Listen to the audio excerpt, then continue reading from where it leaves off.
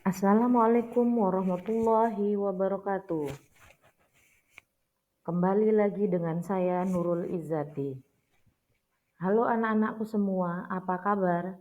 Semoga kalian tetap sehat selalu dan semangat dalam belajar. Pada mata pelajaran kompetensi keahlian bisnis digital kali ini, kita akan membahas tentang materi bagaimana melakukan presentasi bisnis.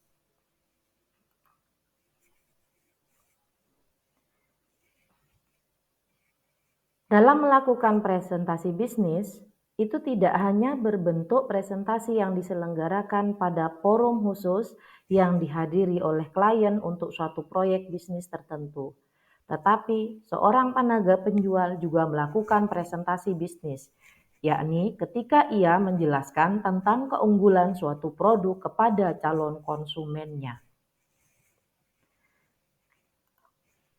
Ada beberapa tahap-tahap presentasi bisnis yang bisa dilakukan oleh seorang tenaga penjual ketika akan melakukan penawaran produknya. Tahap-tahap presentasi bisnis ada 5 bagian. Bagian yang pertama, ketika melakukan presentasi bisnis, maka seorang penjual harus mengenali audiensnya. Kemudian bagian yang kedua, menyusun presentasi.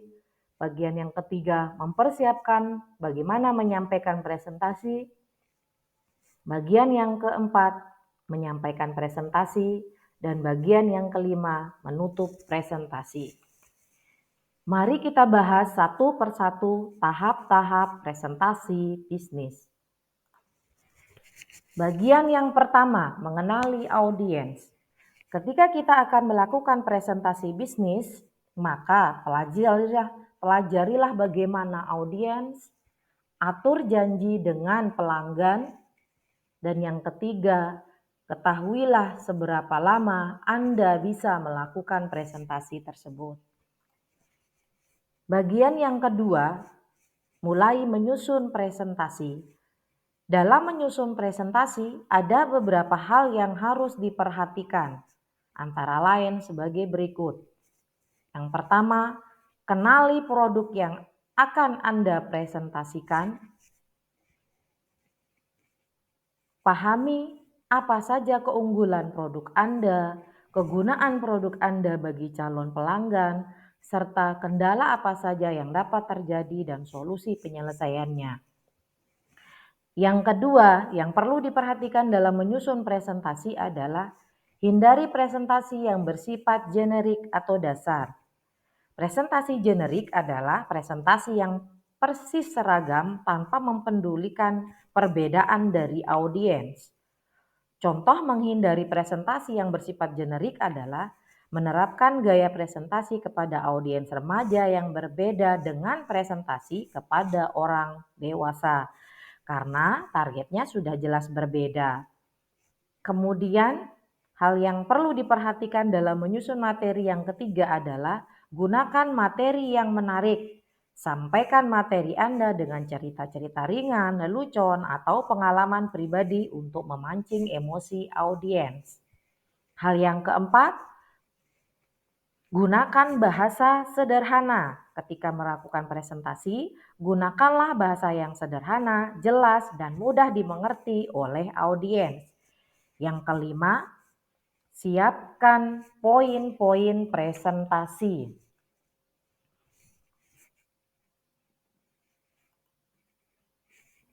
Kemudian bagian yang ketiga, persiapan menyampaikan presentasi. Lakukanlah persiapan yang matang ketika Anda akan menyampaikan suatu presentasi. Hal-hal yang bisa dilakukan dalam menyampaikan atau menyusun materi presentasi, yang pertama adalah lakukan latihan presentasi. Latihan presentasi bisa Anda lakukan dengan teman atau rekan kerja. Tanyakan kepada mereka hal-hal yang sudah jelas dan yang masih belum jelas atau yang harus Anda perbaiki. Latihan dapat juga dilakukan di depan cermin atau dengan alat perekam. Perbaikilah jika masih ada yang kurang pas. Lalu ulangi lagi untuk melihat apakah ada kemajuan atau tidak. Latihan presentasi yang ketiga, itu semakin banyak Anda melakukan latihan, maka penguasaan materi akan semakin matang. Persiapan dalam menyampaikan presentasi yang kedua, Anda bisa melakukan konfirmasi waktu dan lokasi. Hubungi pelanggan atau klien untuk melakukan konfirmasi sehari atau 2 hari sebelum pelaksanaan presentasi.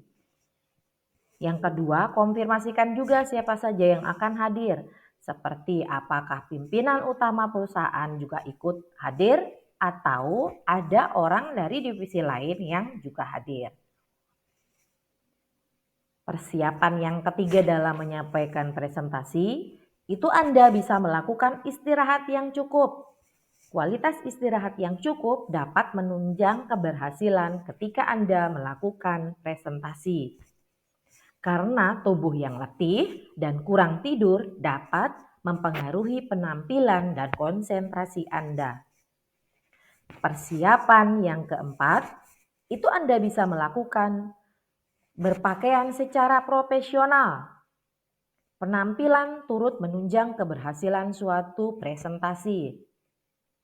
Bukan hanya materi saja yang menyita perhatian audiens, tetapi penampilan seorang presenter juga cukup menjadi sorotan dari audiens.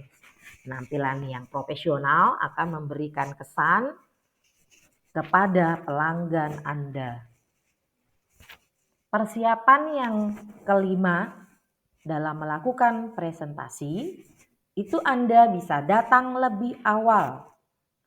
Berangkatlah lebih awal sehingga cukup waktu untuk mencari jalan ke lokasi presentasi.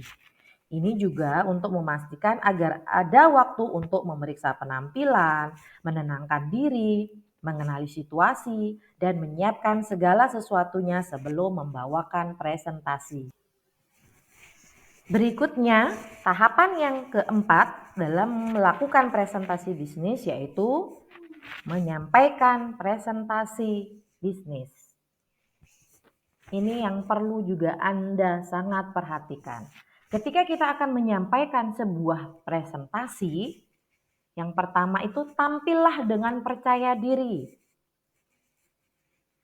Bagi sebagian orang, berbicara di depan publik adalah hal yang sangat sulit dilakukan. Rasa tidak percaya diri saat tampil di hadapan audiens kadang membuat gugup dan berkeringat dingin. Jika hal ini terjadi, tariklah napas dalam-dalam dan keluarkan pelan-pelan. Mulailah dengan berpikir positif, lalu yakinkan diri bahwa Anda layak berbicara di depan audiens. Materi sudah disiapkan dengan matang dan Anda sendiri sudah siap menyampaikan presentasi. Dengan pikiran positif, rasa percaya diri akan tumbuh karena pikiran positif akan memberikan energi yang baik untuk meningkatkan kemampuan presentasi Anda. Kemudian dalam menyampaikan presentasi, itu hal yang kedua yang Anda dapat lakukan adalah jaga kontak mata. Kontak mata memungkinkan seorang presenter memantau respon dari audiens terhadap materi yang dibawakan. Namun, jangan memfokuskan perhatian pada seseorang atau sisi ruangan tertentu saja. Pandanglah audiens secara keseluruhan selama presentasi. Dengan demikian, ada perhatian secara merata kepada seluruh audiens. Memang kadangkala pada suatu presentasi bisnis, ada beberapa orang sebagai pengambil keputusan. Namun, seorang presenter yang bijak tidak hanya menitip beratkan perhatiannya pada orang-orang tersebut saja, tetapi kepada seluruh audiens. Karena para pengambil keputusan biasanya berkonsultasi dengan orang-orang pada level di bawahnya yang mungkin saja menghadiri presentasi tersebut. Berikutnya, dalam menyampaikan presentasi, sampaikanlah presentasi dengan tempo yang benar. Kontras dan interaksi diperlukan untuk menghindari presentasi yang monoton.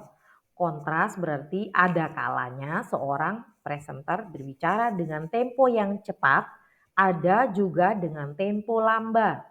Ada kalanya berbicara dengan antusias dan ada juga saatnya berbicara dengan santai dan bersahabat.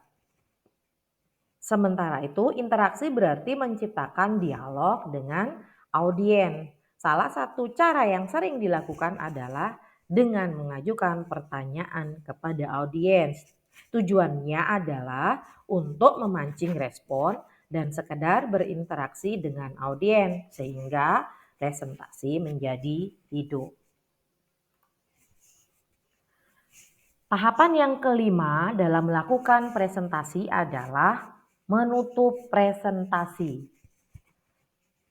Dalam presentasi, pembukaan presentasi bertujuan mendapatkan kesan awal positif.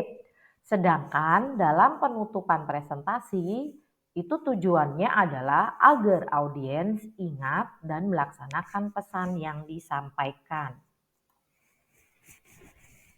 Dalam melakukan sebuah presentasi, jika tujuan presentasi Anda adalah penawaran sebuah produk, setelah selesai melakukan presentasi, yang seharusnya Anda lakukan adalah sebagai berikut. Yang pertama, jelaskan langkah-langkah selanjutnya yang harus dilakukan audiens. Contohnya, arahkan audiens untuk melakukan pembelian. Yang kedua, buat janji untuk tindak lanjut setelah